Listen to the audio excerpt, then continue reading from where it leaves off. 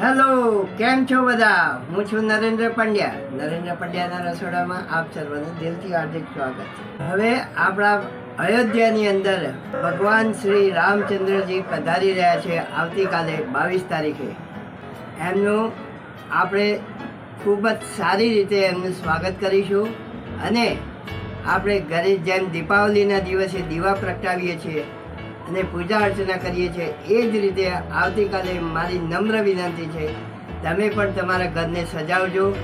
દીપોત્સવીના રીતે તમે દીપ પ્રગટાવજો અને બને એટલું સુંદરકાંડ છે, હનુમાન ચાલીસા છે, એ બધું કરજો તો બહુ જ મજા આવશે અને બહુ જ આનંદ થશે તમને પણ.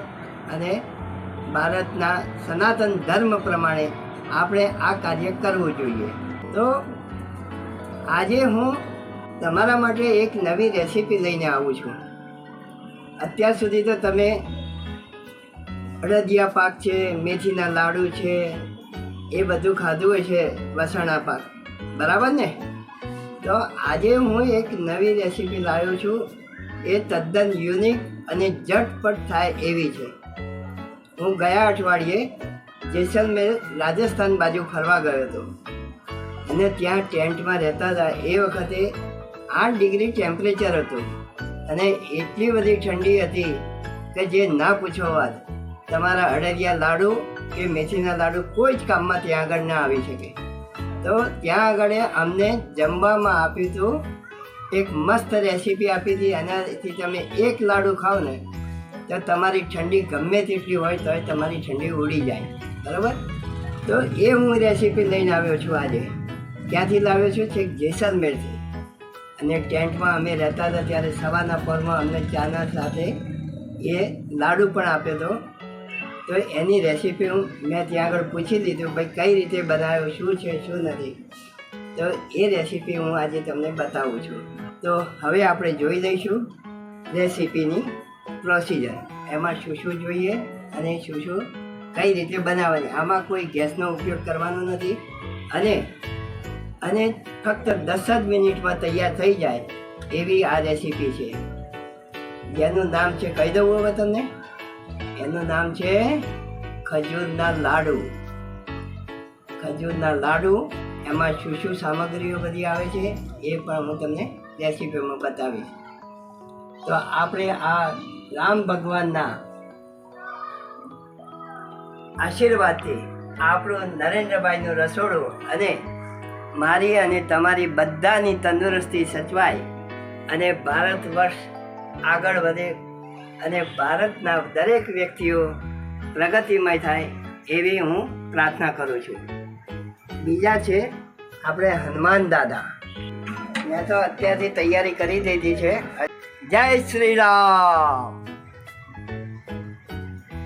હા, તો ચલો હવે આપણે ખજૂરના અને કાળા તલના લાડુ કઈ રીતે બને અને એમાં શું શું સામગ્રી જોઈશે એ હું તમને બતાવી દઉં. આમાં ગેસનો જરાય પણ ઉપયોગ કરવાનો નથી, ફક્ત મિક્સરનો જ ઉપયોગ કરવાનો છે. તો આ મેં કાળા તલ લીધા છે, 200 ગ્રામ તલ છે અને કાળી ખજૂર લીધી છે. આ સૂંઠ પાવડર છે, આ ગંઠોડા પાવડર, આ પિસ્તા છે, આ ટોપલાની છીણ લીધી છે, આ બદામ છે અને આ કાજુ લીધા છે. બસ આટલી જ વસ્તુનો ઉપયોગ કરીને આમાં 1 ચમચી પણ ઘીનો ઉપયોગ કરવાનો નથી. પરાણે 1 ચમચી વપરાય તો ભાગ્ય છે. તો ચલો હવે શરૂ કરીશું આપણે. તો સૌ પ્રથમ આપણે આ કાળા તલને મિક્સરમાં ગ્રાઇન્ડ કરી નાખવાના છે. આમાં પાણી કંઈ જ નાખવાનું નથી, ગ્રાઇન્ડ કરવાના.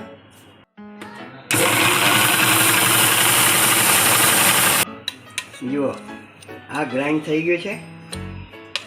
આવું ગ્રાઇન્ડ કરવાનું એને અને એક પોળા વાસણમાં અને મૂકી દેવાનું. હવે આની અંદર જ આપણે કાજુ, બદામ અને પિસ્તા ત્રણેય નાખી દેવાના.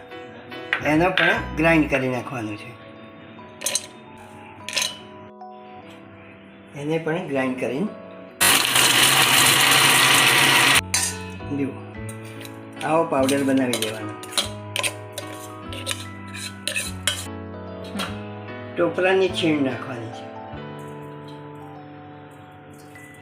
અને સૂંઠ પાવડર અને ગંઠોડા પાવડર એડ કરી નાખવાનો.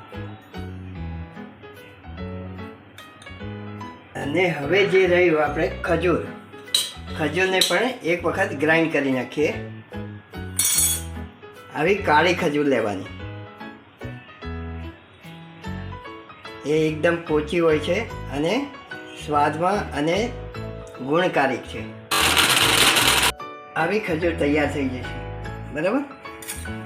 આને પણ આની અંદર મિક્સ કરી નાખવાનું.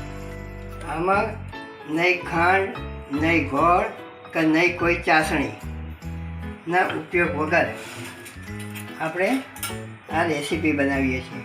ડાયાબિટીસવાળા પણ આ લાડુ ખાઈ શકે છે. કુદરતી ગળપણ છે આમાં.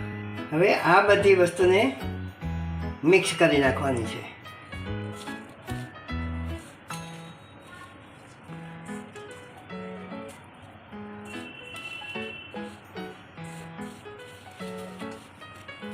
આ એટલો બધા પૌષ્ટિક હોય છે આ લાડુ. તમારે શિયાળામાં તમે રોજ એક લાડુ ખાશો ને, ગમે તેટલી ઠંડી હશે તોય તમને ઠંડી નહીં લાગે.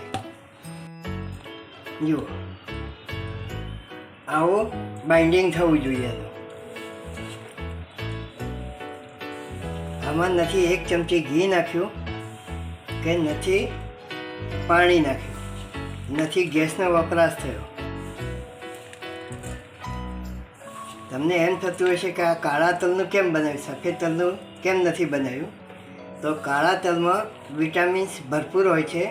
સફેદ તલનું પણ બની શકે છે, પણ કાળા તલનું જે ટેસ્ટ અને જે પ્રોટીન હોય છે એ તમને સફેદ તલમાં નહીં મળી શકે. આ રીતે લાડુ વાળી કાઢવાના.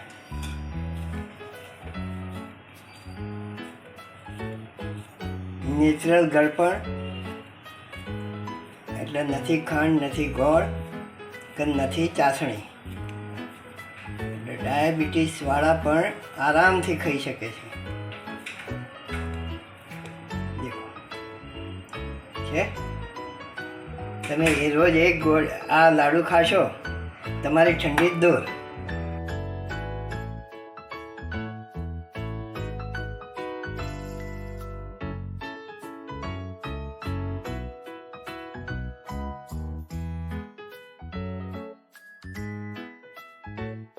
આપણે આ કાળા તલ અને ખજૂરનો આ લાડુ તૈયાર થઈ ગયા છે. અને આની અંદર તમે સૂકો મેવો જેટલો નાખવો એટલો તમે નાખી શકો છો. મેં અંજીર અને અખરોટનો પણ ઉપયોગ કર્યો નથી, પણ તમે નાખી શકાય છે. બરાબર.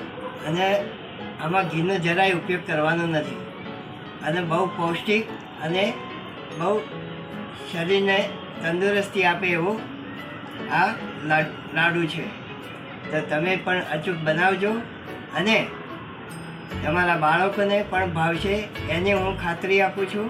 તો પહેલાં આપણે રામચંદ્ર ભગવાનજીને આવતીકાલે આપણા ત્યાં પધારી રહ્યા છે, એટલે આવતીકાલે હું પ્રસાદ ધરાવીશ, હનુમાનજીને પ્રસાદ ધરાવીશ અને પછી હું આરોગીશ.